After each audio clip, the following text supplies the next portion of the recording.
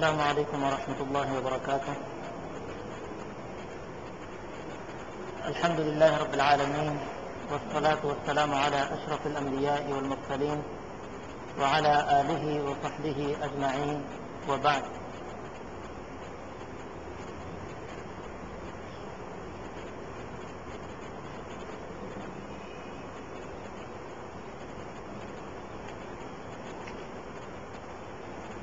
کل ہم نے آخری باب پڑھا تھا، باب ما جاء فی الذبح لغیر اللہ، اللہ کے علاوہ کسی اور کے لیے ذبح کرنے کے بیان میں کہ اس کا کیا حکم ہے.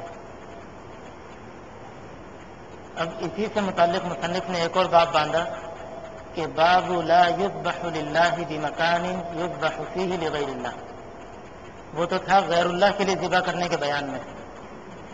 اب عنوان ہے کہ اللہ کے لیے ذبح کرنا، لیکن اس مقام پہ جہاں پہ غیر اللہ کے لیے ذبح کیا جاتا ہے. اور عنوان کیا باندھا کہ اللہ کے لیے ذبح نہیں کیا جا سکتا یا نہیں کیا جائے گا اس مقام پہ جہاں پہ غیر اللہ کے لیے ذبح کیا جاتا ہے. وقول اللہ تعالی لا تقم فیہ ابدا، کہ اللہ رب العزت کا فرمان ذکر کیا کہ اللہ رب العزت نے نبی صلی اللہ علیہ وسلم کو منع فرمایا مسجد ضرار، جو منافقین نے مومنین کو تکلیف دینے کے لیے یا مومنین کی ضد میں جو انہوں نے مسجد بنائی تھی، اس میں نبی صلی اللہ علیہ وسلم کو کھڑے ہونے سے بھی اللہ رب العزت نے منع فرمایا. اس کے عنوان سے مطابقت کہ جس کام کو نیک کام روکنے کا ذریعہ بنایا جائے تو ہم نے اس جگہ پہ کوئی نیک کام کرنے سے بھی گریز کرنا ہے. کہ وہ منافقین نے مسجد مسلمانوں کو تکلیف دینے یا ان کو دعوت سے روکنے کے لیے مسجد ضرار بنائی، تو اللہ رب العزت نے منع فرما دیا کہ اس مسجد میں آپ نے کھڑے بھی نہیں ہونا. یہاں پہ باب ہے کہ اللہ رب العزت کے لیے بھی ذبح نہیں کیا جا سکتا اس مقام پہ جہاں پہ غیر اللہ کے لیے ذبح کیا جاتا ہے. کس وجہ سے؟ یہاں پہ دو اہم وجہ ہیں کہ جو ہم یہ کام نہیں کر سکتے. کوئی کہہ سکتا ہے کہ جگہ کوئی بھی ہو، ہم نے ذبح تو اللہ کے لیے کرنا ہے، لیکن نہیں. دو اہم وجہ ہے جس کی وجہ سے نبی صلی اللہ علیہ وسلم نے منع فرمایا. سب سے پہلے کہ مشرکین کی مشابہت سے بچنا ہے، کہ ہم مشرکین کے مشابہ نہ ہوں. جو کام مشرکین کرتے ہیں یا جس طرح کا کام وہ کرتے ہیں ہم وہ کام نہ کریں. اور نبی صلی اللہ علیہ وسلم کی حدیث بھی من تشبہ بقوم فہو منہم، کہ جس نے جس قوم کی مشابہت اختیار کی وہ اس میں سے ہو گیا. اور دوسری وجہ کہ شرک کے ہر رستے کو روکنا ہے. ہر وہ کام جو شرک کے رستے پہ لے جاتا ہے یا شرک کی طرف ہمیں لے جاتا ہے، ہر اس کام سے رک جانا ہے. یعنی کہ شرک کا ہر دروازہ بند کرنا ہے ہم نے. اگرچہ کام اللہ کے لیے کیا جا رہا ہے لیکن اس جگہ غیر اللہ کی عبادت کی جاتی ہے تو ہم نے وہ کام وہاں پہ نہیں کرنا. اسی طرح قبرستان میں اگر آپ نے اللہ کے لیے بھی نماز پڑھنی تو نہیں پڑھ سکتے، کہ قبرستان نماز پڑھنے کی جگہ نہیں ہے. اسی لیے مسجدوں کو قبرستان بنانے سے منع فرمایا کہ مسجد میں دفنانے سے. اور گھروں میں سورۃ البقرہ پڑھنے کا یا قرآن کریم پڑھنے کا حکم دیا گیا اور فرمایا کہ اپنے گھروں کو قبرستان نہ بناؤ. کہ ہر وہ جگہ جہاں پہ شرک ہوتا ہے وہاں پہ ہم نے نیک کام نہیں کرنا، وہاں پہ ہم نے اللہ رب العزت کی عبادت نہیں کرنی. ثابت بن ضحاک رضی اللہ تعالیٰ عنہ فرماتے ہیں کہ ایک شخص نے نظر مانی کہ وہ اونٹ ذبح کرے گا بوانا کے مقام پر. نبی صلی اللہ علیہ وسلم سے اس نے پوچھا کیا میں اپنی اس نظر کو پورا کر لوں؟ تو نبی صلی اللہ علیہ وسلم نے چند سوالات کیے اس سے. پوچھا کہ کیا ادھر کوئی ایسا بت تھا کہ جس کی اہل جاہلیت یا مشرکین اس کی پوجا کرتے ہوں؟ هل كان فيها وثن من اوثان الجاہلیت يعبد، کیا ادھر کوئی بت تھا جس کی پوجا کی جاتی تھی؟ کہا کہ نہیں. کہا کہ فهل كان فيها عيد من اعيادهم، کیا اس جگہ پہ کوئی مشرکین عید مناتے تھے؟ اپنے عیدوں میں سے کوئی بھی عید اس جگہ پہ مناتے تھے؟ کہا کہ نہیں. پھر نبی صلی اللہ علیہ وسلم نے فرمایا اوفی بنذرک، اپنی نظر کو پورا کرو. اور پھر آگے ایک عام حکم ہمیں دے دیا کہ اللہ کی معصیت اور اللہ کی نافرمانی میں کوئی بھی نظر نہیں ہے. کہ کوئی بھی نظر اگر کسی بندے نے اللہ کی نافرمانی میں مانی ہوئی ہے تو اس نظر کو پورا نہیں کرنا. ولا فیما لا یملک ابن آدم، اور ہر وہ نظر جس کی ابن آدم ملکیت نہیں رکھتا، جو اس کے اختیار میں نہیں ہے، وہ اگر اس نے نظر مانی ہے تو اس نظر کو پورا کرنا اس کے اوپر واجب نہیں ہے. دو طرح کی نظریں، کہ جو اللہ کی نافرمانی میں مانی ہوئی ہو یا جو اس کے اختیار میں نہ ہو، دونوں اس کو پورا کرنا واجب نہیں ہے، بلکہ اس کو چھوڑنا واجب ہے کہ اس نظر کو وہ پورا نہیں کرے گا. یہاں پہ ایک اور بات ذہن میں رکھیے کہ اگر کوئی، کہ نبی صلی اللہ علیہ وسلم نے فرمایا کہ کیا ادھر کسی بت کی پوجا کی جاتی تھی یا کوئی جاہلیت کی عیدوں میں سے کوئی عید ادھر منائی جاتی تھی؟ پھر نبی صلی اللہ علیہ وسلم نے فرمایا کہ ہاں تم اپنی نظر کو پورا کرو. تو کسی بھی مقام کے بارے میں بندہ نظر مان سکتا ہے کہ جہاں پہ یہ دو کام نہ ہو، جہاں پہ مشرکین کی عید نہ ہو یا ادھر کسی غیر اللہ کی پوجا نہ کی جاتی ہو، اس مقام کے بارے میں اگر کسی نے کوئی نظر مانی ہے تو اس کو پورا کر سکتا ہے، اس میں کوئی ممانعت نہیں ہے. اس لیے کہ نبی صلی اللہ علیہ وسلم نے فرمایا کہ تم اپنی نظر کو پورا کر سکتے ہو. پھر نظر کی مناسبت سے مصنف نے آگے باب باندھا، باب من الشرک النذر لغیر اللہ، کہ اللہ کے علاوہ کسی اور کے لیے نظر ماننا شرک ہے. قرآن کریم میں ارشاد ہے یوفون بالنذر ویخافون یوما کان شرہ مستطیرا. اللہ رب العزت نے مومنین کی تعریف کرتے ہوئے، ان کی مدح بیان کرتے ہوئے فرمایا کہ وہ اپنی نظروں کو پورا کرتے ہیں، جو وہ نظر مان لیتے ہیں اسے پورا کرتے ہیں. اب اس کی بات سے مطابقت یہ بات باندھ رہے ہیں کہ اللہ کے علاوہ کسی اور کے لیے نظر ماننا، اور یہاں پہ مومنین کا ذکر کر رہے ہیں کہ وہ اپنی نظروں کو پورا کرتے ہیں. جس کام میں اللہ رب العزت مومنین کی تعریف کر رہے ہیں تو ہمیں سمجھ میں آتی ہے کہ وہ کام اللہ رب العزت کی عبادت ہے، اور عبادت صرف اس کے لیے ہے، اس کے علاوہ کسی اور کے لیے عبادت نہیں. پھر آگے ارشاد فرمایا تیسرے پارے کی ہے تو وما انفقتم من نفقۃ او نذرتم من نذر فإن اللہ یعلم. یہ بھی ان کی حوصلہ افزائی کے لیے کہا کہ جو بھی تم خرچ کرتے ہو یا جو بھی تم نظر مان کے پورا کرتے ہو، اللہ رب العزت اسے جانتا ہے، اللہ رب العزت اس سے غافل نہیں ہے. پھر نبی صلی اللہ علیہ وسلم کی حدیث ذکر کی ہے، عائشہ رضی اللہ تعالی عنہا فرماتی ہیں کہ نبی صلی اللہ علیہ وسلم نے ارشاد فرمایا من نذر ان یطیع اللہ فلیطعہ، جس نے اللہ کی اطاعت کرنے کی نظر مانی تو وہ اللہ کی اطاعت کرے. ومن نذر ان یعصی اللہ فلا یعصیہ، اور جس نے اللہ کی نافرمانی کی نظر مانی وہ اللہ کی نافرمانی نہ کرے. یعنی کہ جس نے اللہ کی اطاعت میں نظر مانی تو وہ اپنی نظر کو پورا کرے، اور جس نے اللہ کی نافرمانی میں نظر مانی وہ اپنی نظر سے رک جائے، اس نظر کو پورا نہ کرے. یہاں پہ ہمیں ایک بات سمجھ میں آتی ہے کہ نظر کو پورا کرنا بھی واجب ہے. یہ نہیں کہ چاہیں تو کر لی، نہیں، نظر کو پورا کرنا واجب ہے. لیکن ایک اور مقام پہ نبی صلی اللہ علیہ وسلم نے فرمایا کہ نظر جو ہے کنجوس سے نکلوانے کا ذریعہ ہے.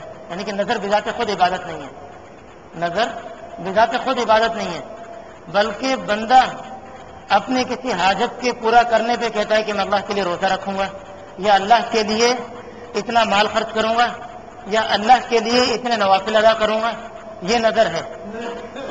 تو یہ نبی صلی اللہ علیہ وسلم کی حدیث ہے کہ کنجوس سے، کہ جو نیک کام نہیں کرتا تو اللہ رب العزت نے اس کنجوس سے نکلوانے کا ایک ذریعہ رکھا ہے. تو نظر بذات خود عبادت نہیں، لیکن جب اس نے نظر مان لی تو اسے پورا کرنا واجب ہے، اور وہ اللہ کی اطاعت میں ہوگی تو پورا کرنا ہے، اور اگر اللہ کی نافرمانی میں ہے تو اسے چھوڑ دینا واجب ہے. پھر انہی شرک کے کاموں کو آگے بڑھاتے ہوئے ان کا ذکر کرتے ہوئے مصنف نے باب باندھا باب من الشرک الاستعاذۃ بغیر اللہ. وقول اللہ تعالی وانہ کان رجال من الانس یعوذون برجال من الجن فزادوہم رہقا. تو شرک میں سے ہے اللہ رب العزت کے علاوہ کسی اور سے پناہ مانگنا، اللہ رب العزت کے علاوہ کسی اور کی پناہ میں آنا. اور اللہ رب العزت کا فرمان ذکر کیا وَأَنَّهُ كَانَ رِجَالٌ مِّنَ الْإِنسِ يَعُوذُونَ بِرِجَالٍ مِّنَ الْجِنِّ فَزَادُوهُمْ رَهَقًا.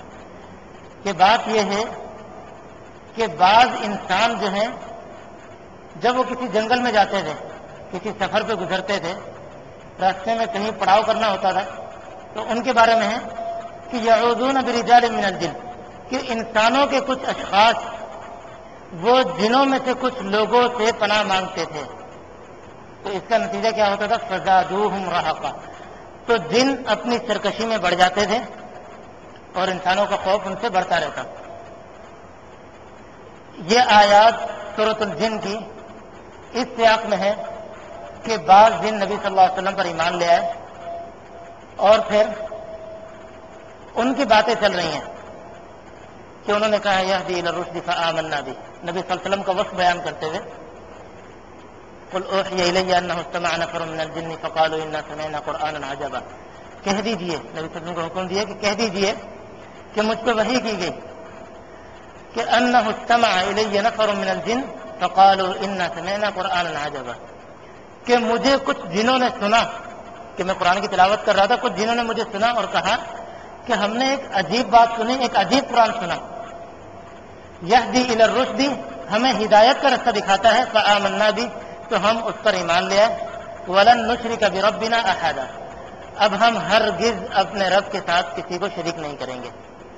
پھر انہوں نے جنات کے اوصاف جو وہ اپنے ایمان لانے سے پہلے کیا کرتے تھے وہ انہوں نے ذکر کرنا شروع کیے، یہاں تک کہ انہوں نے کہا کہ وَأَنَّهُ كَانَ رِجَالٌ مِّنَ الْإِنسِ، کہ بعض انسان جب سفر پہ ہوتے، رات کو پڑاؤ کرنا چاہتے تو وہ بعض جنوں سے جو پناہ مانگا کرتے تھے، اور یہ الفاظ بھی وارد ہیں احادیث میں، وہ کہتے تھے کہ اعوذ بسید هذا الوادی من سفہاء قومی، کہ میں اس وادی کے سردار کی پناہ میں آتا ہوں ان کے بے وقوف، اس کی قوم کے بے وقوفوں سے، یعنی کہ بے وقوف جنوں سے سردار کی پناہ میں آتا ہوں کہ وہ سردار جو ہے ہمیں ان بے وقوف جنوں سے حفاظت میں رکھے گا۔ یہ کام ایک شرک تھا، اور جو توحید سے دور مشرکین اس کام کو کیا کرتے تھے، لیکن وہ جنات جب ایمان لائے تو انہوں نے انسانوں کی مذمت میں بھی اور اپنی مذمت میں بھی یہ بات ارشاد کی۔ اب اس بات کی مطابق، اس آیت کی بات سے مطابقت کہ جب وہ اس کام کی مذمت کر رہے ہیں تو سمجھ میں آئے کہ مذمت جس چیز کی جا رہی ہے تو وہ ایک غلط کام ہے، اس کے جو برعکس کام ہے ہم نے وہ کرنا ہے کہ اللہ رب العزت کی پناہ میں آنا ہے۔ تو اللہ رب العزت کی پناہ میں آنا توحید، تو اس کے برعکس شرک ہوا، کہا کہ من الشرک الاستعاذۃ بغیر اللہ۔ پھر خولہ بنت حکیم رضی اللہ عنہا کی حدیث ذکر کی کہ فرماتی ہیں کہ میں نے نبی صلی اللہ علیہ وسلم کو فرماتے ہوئے سنا، من نزل منزلا، کوئی اگر کسی جگہ پہ پڑاؤ کرتا ہے، کسی جگہ پر اقامت اختیار کرتا ہے، تو اور کہتا ہے اعوذ بکلمات اللہ التامات من شر ما خلق، کہ میں اللہ رب العزت کے مکمل کلمات، تمام کلمات کی پناہ میں آتا ہوں، من شر ما خلق، ہر اس چیز کے شر سے جسے اس نے پیدا کیا، لم یضرہ شیء حتی یرحل من منزلہ ذلک، یہ کر لینے سے کیا ہوگا؟ کہا کہ لم یضرہ شیء، اسے اب کوئی چیز تکلیف نہیں دے گی، کوئی چیز نقصان نہیں پہنچائے گی۔ کب تک؟ جب تک کہ وہ اس منزل سے سفر نہیں کر لیتا، اس منزل کو چھوڑ نہیں دیتا۔ پہلے انسانوں کا ایک فعل جو وہ شرک کی حالت میں کیا کرتے تھے وہ ذکر کیا، اور پھر نبی صلی اللہ علیہ وسلم نے توحید والا کام بتایا کہ وہ تو شرک تھا، ہم نے کیا کرنا ہے کہ کہیں پہ بھی اقامت اختیار کریں، پڑاؤ کریں تو یہ کلمات ادا کرنے ہیں، اعوذ بکلمات اللہ التامات من شر ما خلق، کہ اللہ رب العزت کے تمام کلمات، مکمل کلمات کی پناہ میں آتا ہوں ہر اس چیز کے شر سے جسے اس نے پیدا کیا، اور اس کا نتیجہ کیا ہوگا کہ اسے کوئی بھی چیز نقصان نہیں پہنچائے گی۔ اور یہاں پہ ایک اور چیز فرمایا کہ اللہ کے کلمات، یہاں پہ اللہ کے کلام کی طرف بھی اشارہ ہے کہ اللہ کے کلمات جو اللہ نے ادا کیے ہیں، کہ اللہ کے کلمات، تو کیا اللہ کے کلمات مخلوق ہیں؟ اگر مخلوق ہوتے تو ان کی پناہ لینا بھی، ان کی پناہ میں آنا بھی شرک ہوتا۔ تو اللہ کے کلمات اس کی صفات ہیں، اس کی مخلوق نہیں۔ اسی طرح قرآن اللہ کا کلام ہے، اللہ کا مخلوق نہیں، اللہ کی مخلوق نہیں، اللہ کی صفت ہے جو اللہ نے کلام کیا، اور اس کو کہتے ہیں صفت فعلی، کہ جب اللہ رب العزت نے چاہا کلام کیا، اور بحیثیت کلام کرنے کے اللہ رب العزت کی صفت ذاتی ہے کہ وہ شروع سے، ایسا نہیں ہے کہ ایک مدت گزرنے کے بعد وہ کلام کر سکا ہو، نہیں، شروع سے، ازل سے وہ کلام کر سکتا ہے، لیکن کلام کرتا کب ہے؟ جب وہ چاہتا ہے۔ تو اللہ کا کلام اس کی صفت ہے، مخلوق نہیں، لہذا اس کی صفات سے پناہ مانگی جا سکتی ہے، اس کی صفات کے ذریعے دعا کی جا سکتی ہے، اس کی مخلوقات کے ذریعے دعا نہیں کی جا سکتی۔ تو اللہ رب العزت سے دعا گو ہوں کہ اللہ رب العزت ہمیں اپنا حق و توحید کو اختیار کرنے کی توفیق عطا فرمائے. وآخر دعوانا الحمد للہ رب العالمین.